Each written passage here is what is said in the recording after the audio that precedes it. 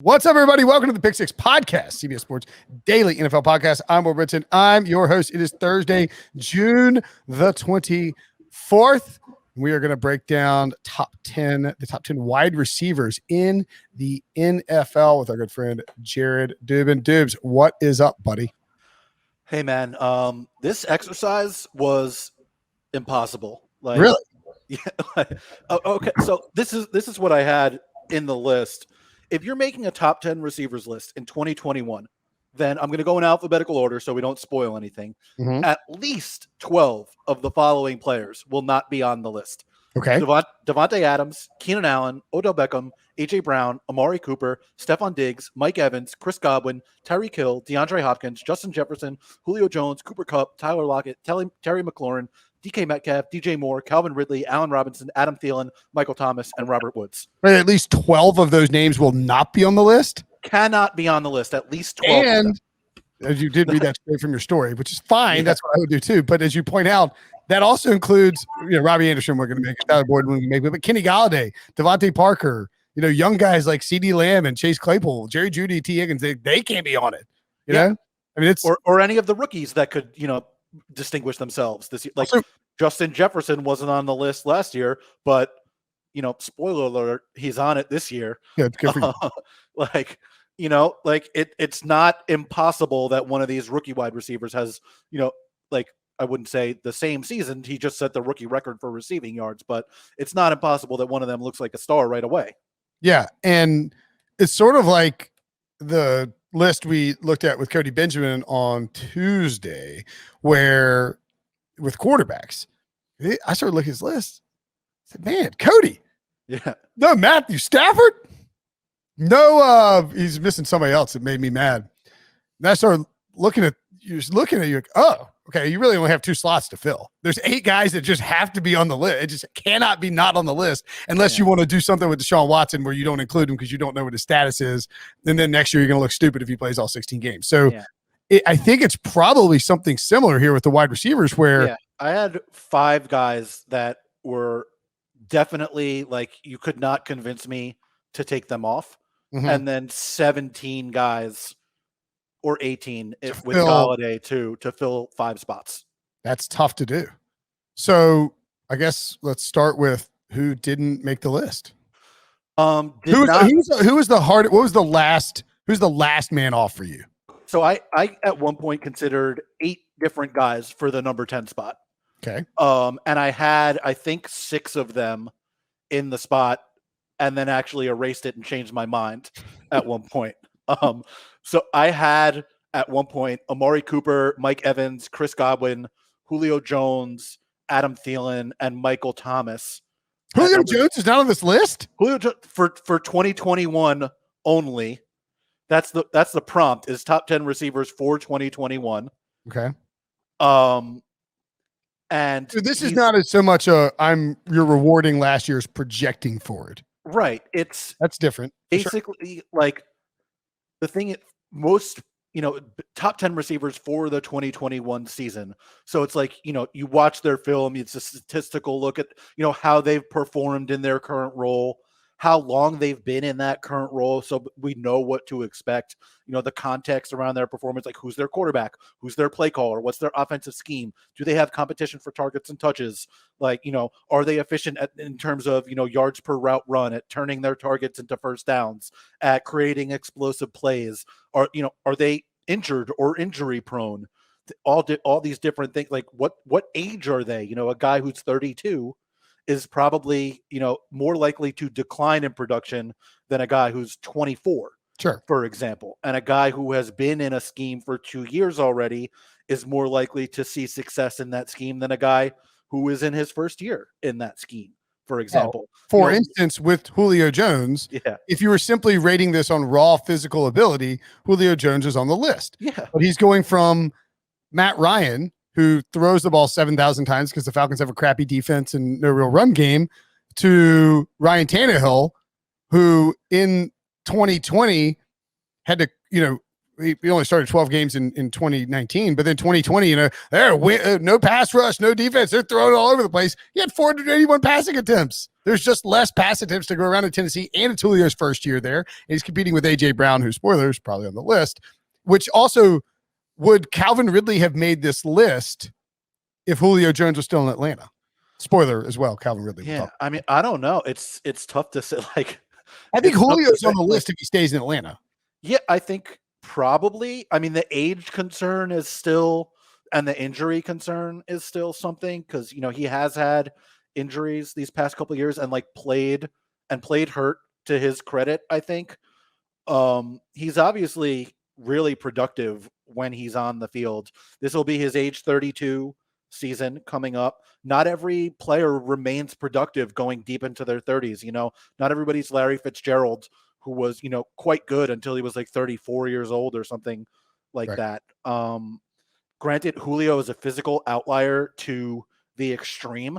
If anybody is going to do it, it's probably him. But the combination of volume, going to a new team, having a lot of competition, them probably wanting to manage his reps so he does stay healthy, being on a run-focused offense for the most part, that combination is just like, you know what? I think I feel a little bit better about Michael Thomas being more productive this year, because he is the only game in town in New Orleans. He's going to get a gazillion targets just like he has over the last few years.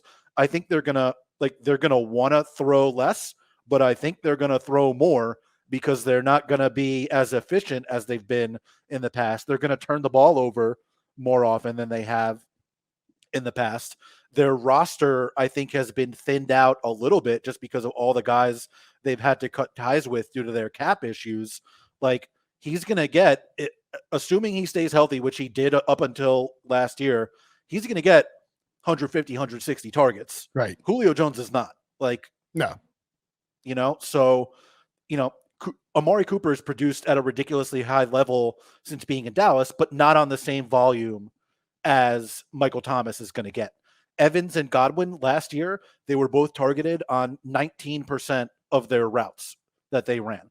That's just not nearly as high as Michael Thomas. And like, maybe you want to say one of them or the other is a better player. They possibly are, but they're not going to get force fed the ball. Nobody on Tampa is, except maybe Antonio Brown for some reason. Like Lockett and Thielen are probably going to be supplanted as the number one receivers on their own teams. Can I really count on them for more production than Michael Thomas? Allen Robinson is going to have Andy Dalton for half the year, probably, maybe the whole year if you listen to Matt Nagy. There's just all these different reasons, I think, that led me back to Thomas as being the guy that I wanted to put there.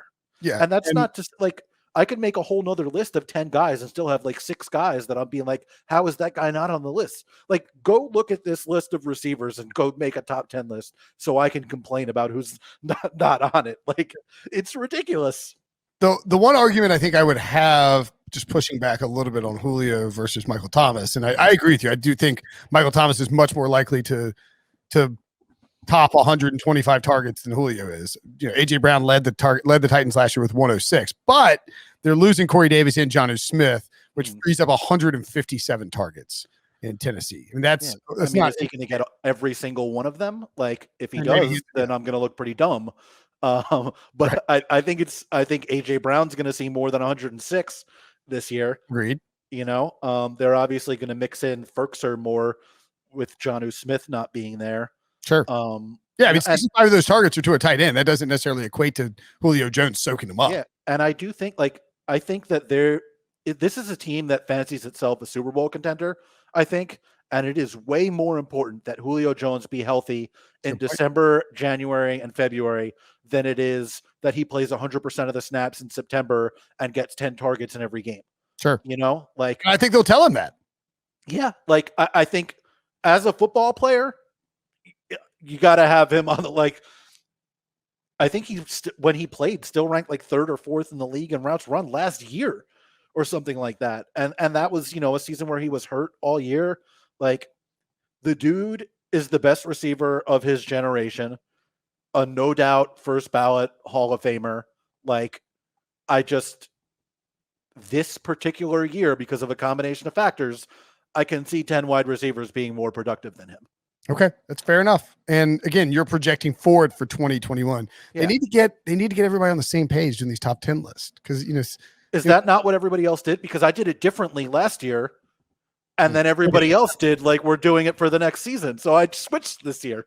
I felt like Cody wasn't necessarily projecting, but maybe I'm wrong. I don't maybe last year I tried to be like talent agnostic, and people were like, "How do you have Keenan Allen above Mike Evans or whatever it was?" And I was like, because I just think he's like a little bit better. Okay. Like, he's a really good player. What are you complaining about? Yeah, Keenan? And like Mike Evans, Chris Godwin, probably two of the I don't even know if they're two of the 10 most talented receivers. One of those dudes is one of the 10 most talented guys in football, but the problem is they're not going to get the volume because they have Antonio Brown, they have Rob Gronkowski, and they have each other. Brady's not going to force feed anybody. And Amari Cooper could be passed as the number one receiver on his team. Like Julio probably won't be the number one receiver in Tennessee just because he's not going to have as much chemistry with Ryan Tannehill as AJ Brown already does. He doesn't have as much experience in the offense as AJ Brown already does. And he's a lot older than AJ Brown. So he's probably going to play less snaps. There's a lot of factors. And I didn't want to leave Julio Jones off the list.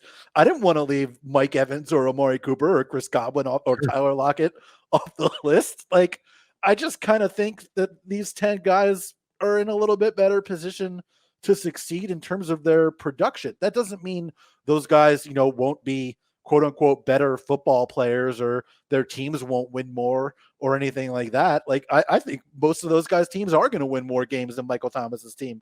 I think every one of their teams might win more games than Michael Thomas's team, especially if they're quarterbacked by Jameis, who's going to turn the ball over a ton.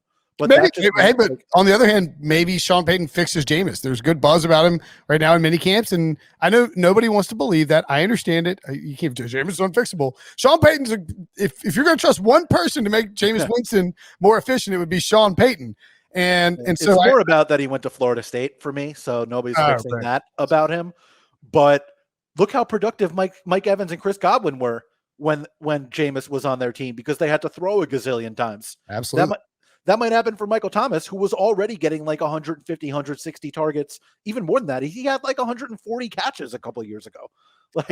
Keenan Allen, you mentioned he's at number 9, and you note that the chemistry, I'm quoting you, the chemistry he instantly developed with Justin Herbert was marvelous, and the duo should benefit from not Anthony Lynn.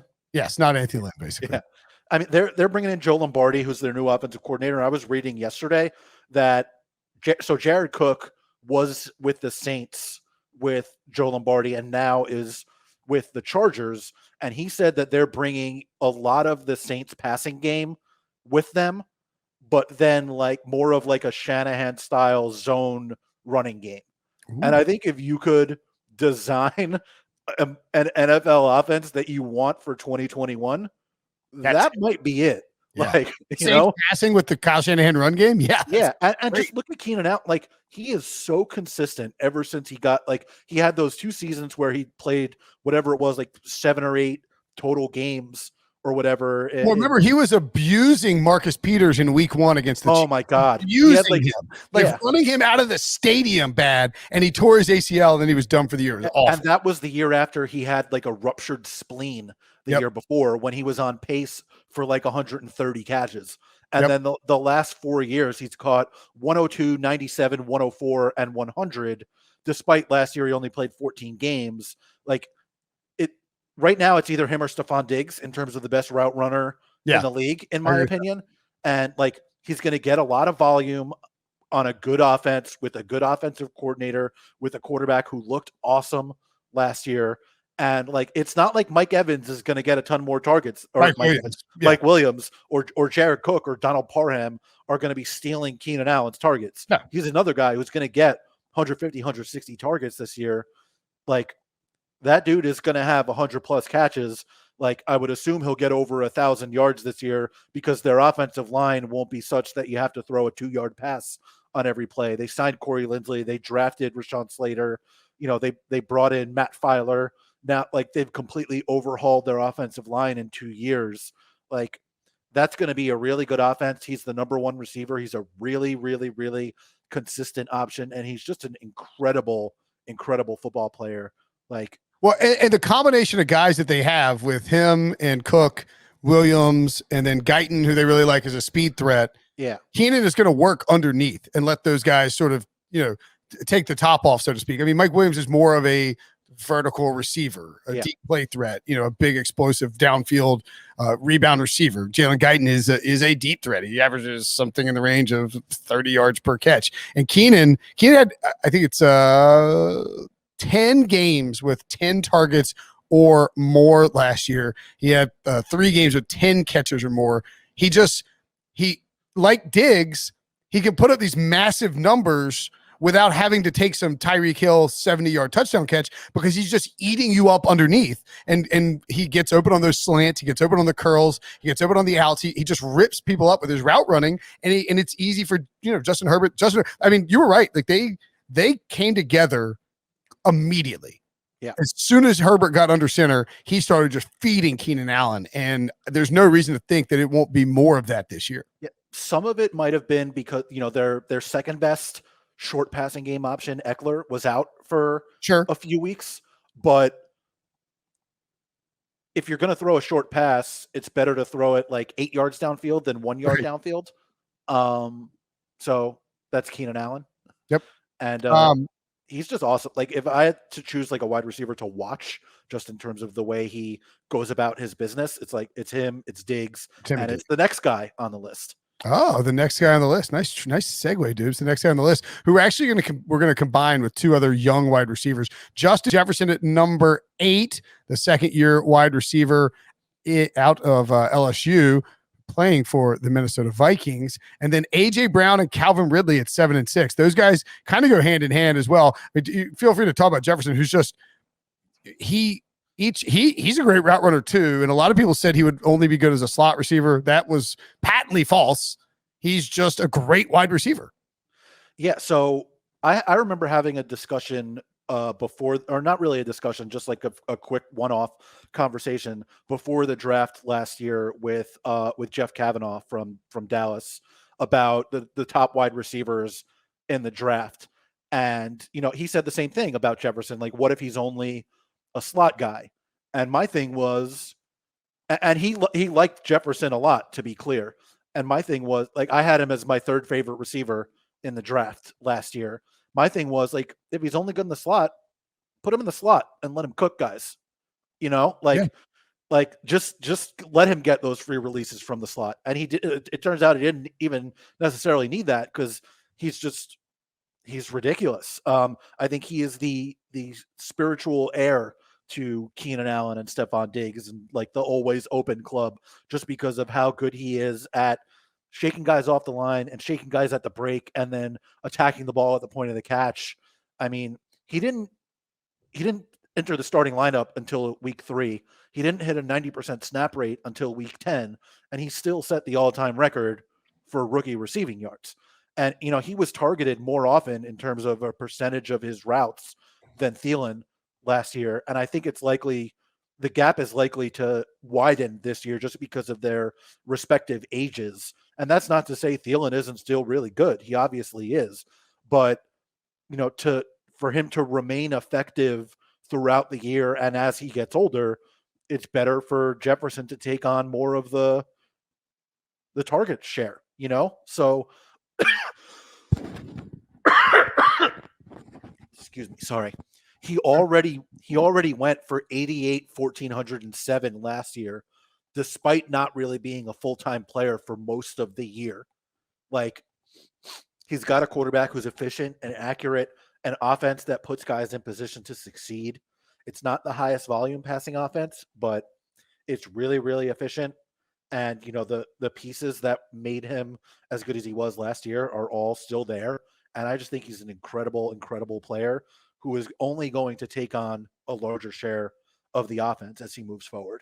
So Ridley and A.J. Brown are really the 2 that we should combine. You have Brown at 7, Ridley at 6. Yeah. And those guys you can combine because of the Julio Jones factor. Yeah. I mean, that's kind of the tiebreaker. AJ Brown is one of my favorite 5 players in the NFL. Oh my God. He's just such a grown, maybe I'm stealing from the established run guys. We've been saying he's just such a grown ass man. Yeah. He is takes the over. Crazy thing is he's not Julio Jones size, no. He looks that big, but I think he's only 6'1", and he's just such a physically dominant player and in such a low volume passing offense. For him to produce as much as he has is absurd. Look at his efficiency, 2.66 yards per route run during his 2 seasons, second in the NFL. Only guy ahead of him is Michael Thomas, who, obviously missed most of last year. I mean, he's a downfield threat and a run after catch threat. 23% of his targets turned into 20-yard gains or more. Touchdown on 10% of his targets. Yes, Julio Jones is coming there, but that just means AJ Brown's going to play in even more space than he did over these last couple of years. 70, 10, 75, and 11 on only 106 targets last year. Missed a couple games because of the COVID restrictions and played injured in a few others. The dude is outrageous. The only knock against AJ Brown is that Julio Jones is showing up, and yeah, but I don't think that's a problem necessarily for. And it's not like Corey Davis didn't get targeted a lot last year and wasn't correct. Corey Davis was 3rd in the NFL in yards per route run last season. He was really good. He was targeted quite often. Obviously Julio Jones is a more talented player, but look at the production they got out of Corey Davis last year. And if Julio Jones does that, I think you're very happy. I want to look it up because I want to be able to say the exact line that for Corey Davis. I think it's 92 targets. I had it a second ago. In only 14 games, 92 targets, 65, 984, and 5. Obviously, you would expect Julio to do more than that, but that sure. In terms of number 2 receivers, that's quite good, especially on the volume that he had. 71% catch rate, 15 yards per catch. And it's not like this is, again, you said it earlier, they only threw 480 times last year. 92 targets. That's a 19% target share. Yeah. It's a lot. And Brown only had 106 targets. They just don't throw a ton. I mean, they're going to be a run first team with but I think what Brown has shown is that even if they don't throw a ton, and even if he doesn't get the ball a ton, you've seen in his 2 years, he's just such an explosive player. It's, what it's kind of like? It's like the early years of Tyreek Hill in Kansas City, where it just doesn't matter. It doesn't matter that it's Alex Smith and they're maybe not throwing that much. He's just such an explosive player that he is going to put up. He doesn't need to catch the ball 40 yards down the field. If you get the ball in space, he's gonna just take off and destroy people. And then you go to Ridley, he's gonna get he got 143 targets last year. Yeah, with Julio Jones there. Targets this year, honestly. Yeah.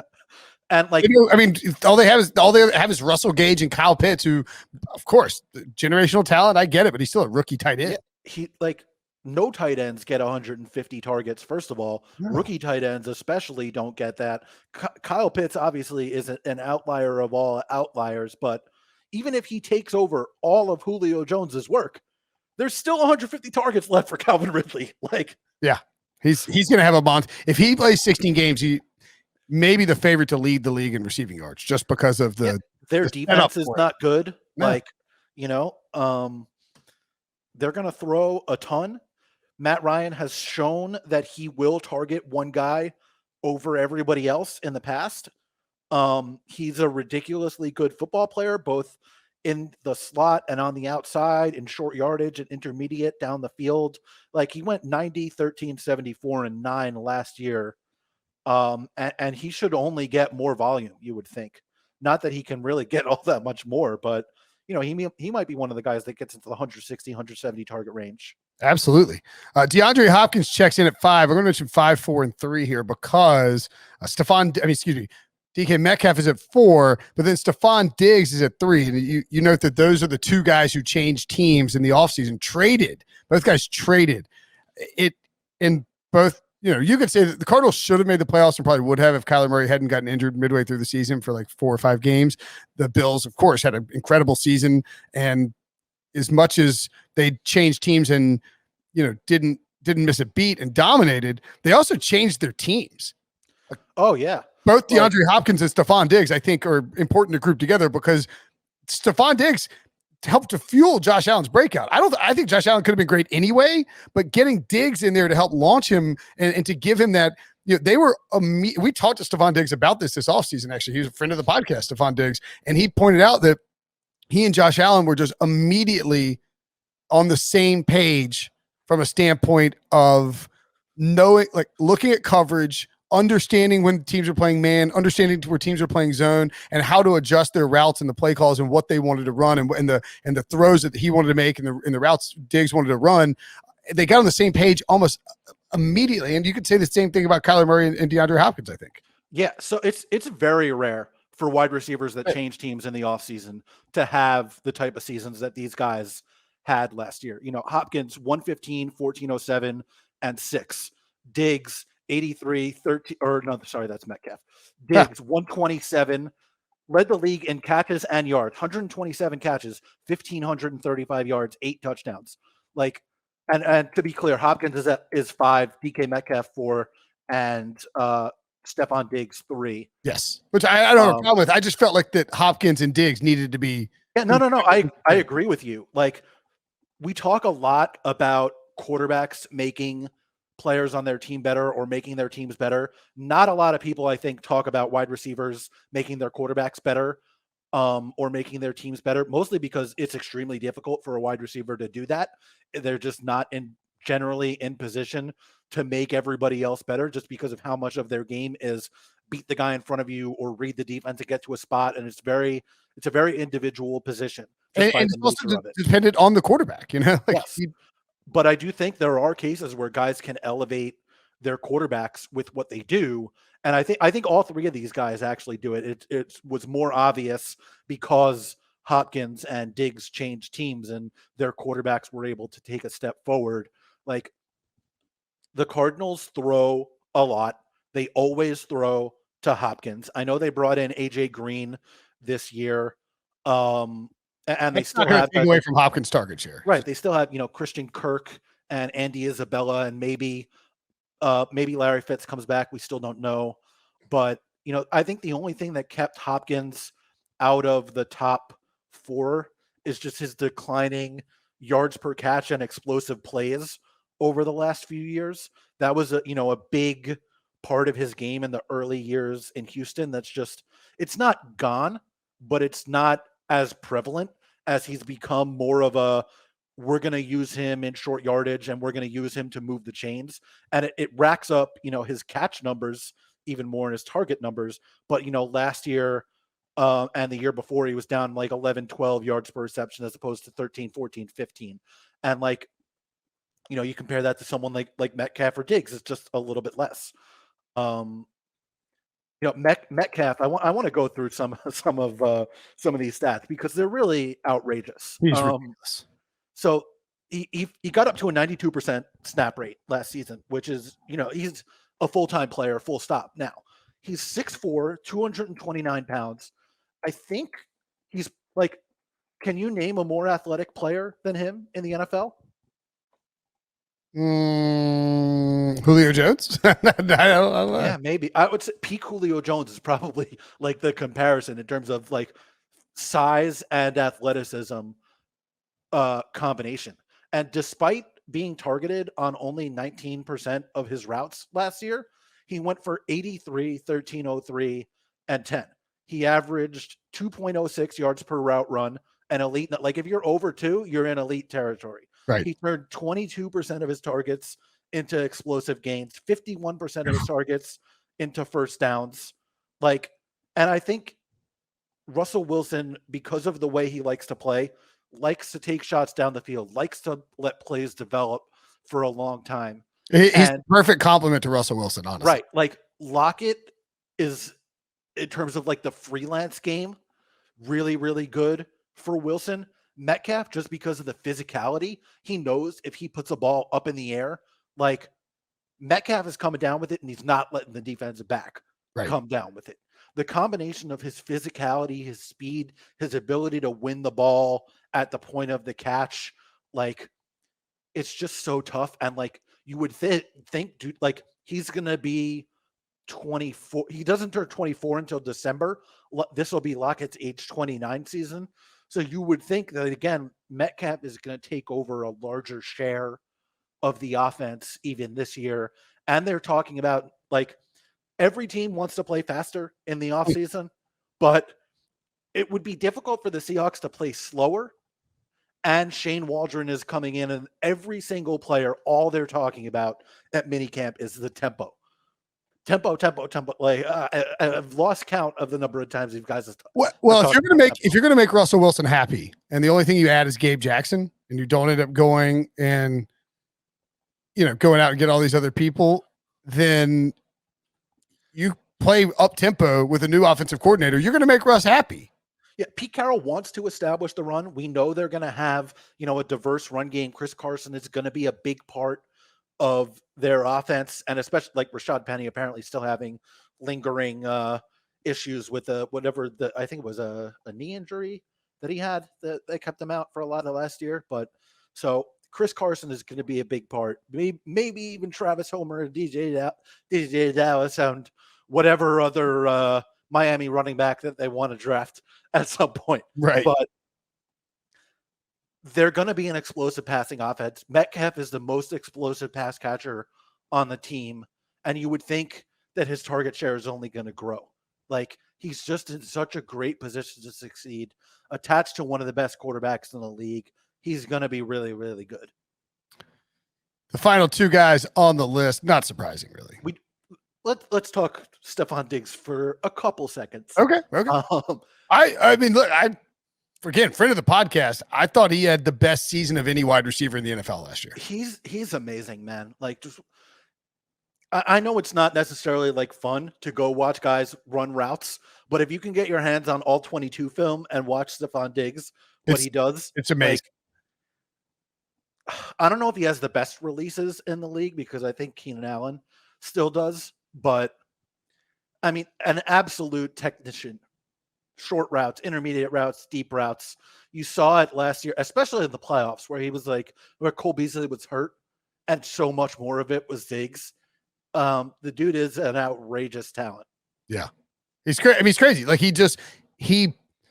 you theoretically know what he's going to do off the line but you watch these guys and he's got this like the quick step and he gets inside then cuts outside, and whichever way he's going, and Josh Allen knows it's coming, he just. He'll get open on a slant. There's just nothing you can do about it. Yeah, and if you try to take inside leverage away from him, he'll just beat you outside. And we know he's going to get a ton of volume in a very high volume passing offense and a up tempo offense. So it's a team that throws more than expected, more than most teams in the league, that runs a lot of plays, and he is going to get the most targets on that team. Like, and John Brown's gone. I know they run Emmanuel Sanders, but it's not like Sanders is going to eat into Diggs, No, he's not. All right, the top two guys, Tyreek Hill checking at number 2 and Davante Adams at number 1. No surprise. And look, I said that, that Diggs had the best year of any wide receiver in the NFL, and he led the league in catches and receiving yards, so that's not a crazy case. But Davante Adams, I mean, we're still on Tyreek Hill too. Excuse me, I jumped ahead of Davante Adams. Tyreek Hill, as you point out, simply the most explosive player in the NFL, finished with 87 catches, 1,276 yards, and 15 touchdowns. I mean, he's competing with Travis Kelce for targets, and he still has the 135 and puts up monster numbers every week. And he had that one, we have 225 receiving yards before half or something like that. Yeah, that was against the Bucs. Yeah, that's right. That was against the Bucs. Yeah, and he had 3 touchdowns before. So, I mean, he had 87, 1276, and 15 last year. That's basically like his average season since he's been a starter. His 16-game receiving line during that time is 85 catches, 1,324 yards, and 11 touchdowns. Like, more than 20% of his targets turn into explosive gains, 9% turn into touchdowns, 68% catch rate, 2.36 yards per route run. That's third in the league over the last 4 seasons. Like, he's attached to Patrick Mahomes and Andy Reid. Like, they have ridiculous chemistry. He's going to get the ball a gazillion times. He's going to score a million touchdowns. He's going to create so many explosive plays. Like, you know, there are things he needs to work on off the field, to be sure. For sure. Strictly from a football perspective, there is no argument that Tyreek Hill is not an absolute elite level athlete and football player. Yeah, I mean, the dude does things that I wouldn't say necessarily nobody else can do, but very few people in the league can do. There is not another receiver with the combination of what Tyreek Hill has. Yeah, I mean, there's a reason the Chiefs have been willing to overlook a lot of things, you know? Yep, for sure. Number 1, Davante Adams. Yeah, I mean, look. If Aaron Rodgers doesn't play this year, maybe he doesn't.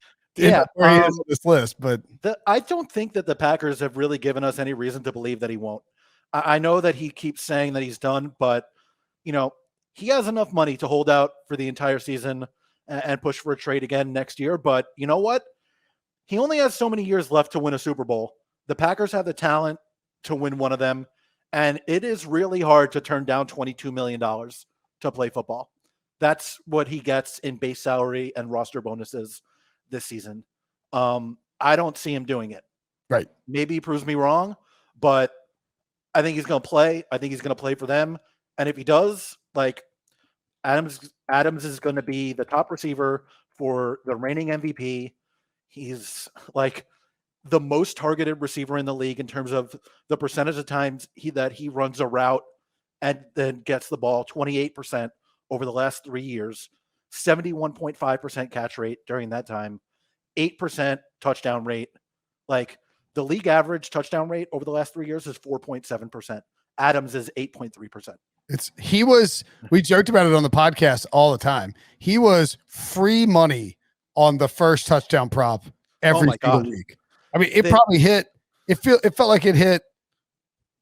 I don't know. Well, he scored 18 touchdowns, so right. You know it hit a bunch. Like, yeah, I mean, and he was just Rodgers' go-to guy in the red zone. In every situation, anytime they got into short yardage, he was throwing that quick smoke screen to Davante Adams. Why not? They made, I can't remember who it was.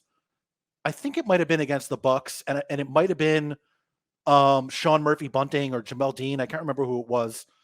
They made him look as stupid as I've ever seen a quarterback look on a play. And granted, the Bucks got the last laugh, obviously, but oh my God, the things that they did to defenses were just mean, and have been doing to defenses for so long.